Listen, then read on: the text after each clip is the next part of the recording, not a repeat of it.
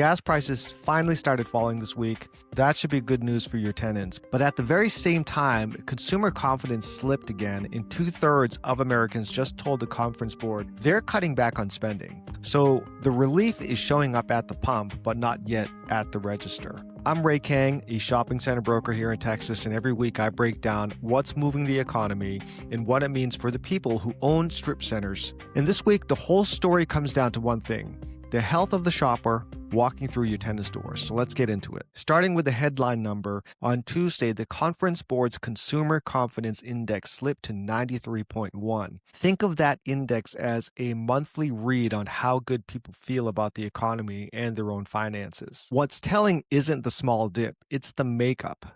Their view of conditions right now fell, and their outlook 6 months out, while it ticked up slightly, is still sitting at 74.4, below 80, which is the level the Conference Board has long said tends to signal recession risk ahead. But the number that should get every owner's attention is in the survey's fine print.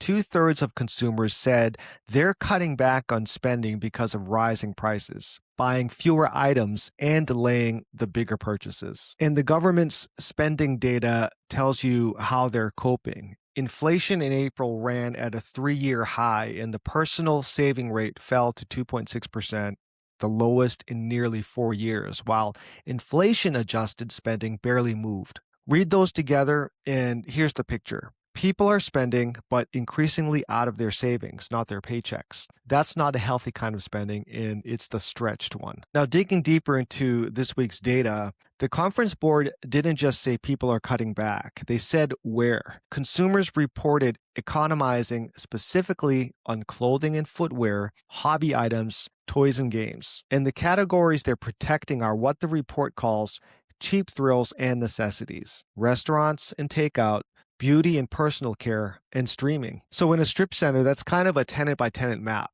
This is exactly why a well-leased daily needs neighborhood center holds up in a stretched economy. The tenants people protect when the money is tight. Their food, their haircut, their nail appointment, those are the ones anchoring the rent roll. The wobble is on the discretionary side: the apparel shop, the specialty hobby store, and the gift and toy concept. Now, the good news, because there is some, gas fell 12 cents this week to $4.42 nationally, according to AAA. And here in Texas, we're among the cheapest in the country at around $4.09. That matters to you directly. Every dollar a shopper doesn't spend at the pump is a dollar that can show up on your tenant's registers. So let's take a look at why it's falling. Oil just had its worst week since early April as the U.S. and Iran moved toward a 60-day ceasefire. But keep it in proportion. That $4.42 is still a 4-year high, about $1.40 above last year. And the Strait of Hormuz is still largely closed, so the relief is real but partial and fragile. And notice the timing. That confidence survey closed on May 19th before this week's gas drop. So some of this pump relief isn't even in the 93.1 reading yet, which makes next month's number one to watch. When you think about it, falling gas is a genuine tailwind for discretionary foot traffic, but it's thin and reversible. So here's the through line. The shopper walking into your tenant stores is more cautious than the headline spending numbers make it look, leaning on savings and spending selectively, protecting food and little luxuries while cutting clothes, hobbies, and toys. Cheaper gas is going to help this margin, and it may even show up in next month's confidence read. But the owners who do well from here aren't the ones guessing at the gas prices. They're the ones who already know exactly which of their tenants sit on the resilient side of that line and which ones need a conversation maybe in the coming quarters. If you need some help figuring out your rent roll, figuring out where your income is solid and where it may be exposed, reach out anytime. One quick note for the radar: the Fed has a new chair,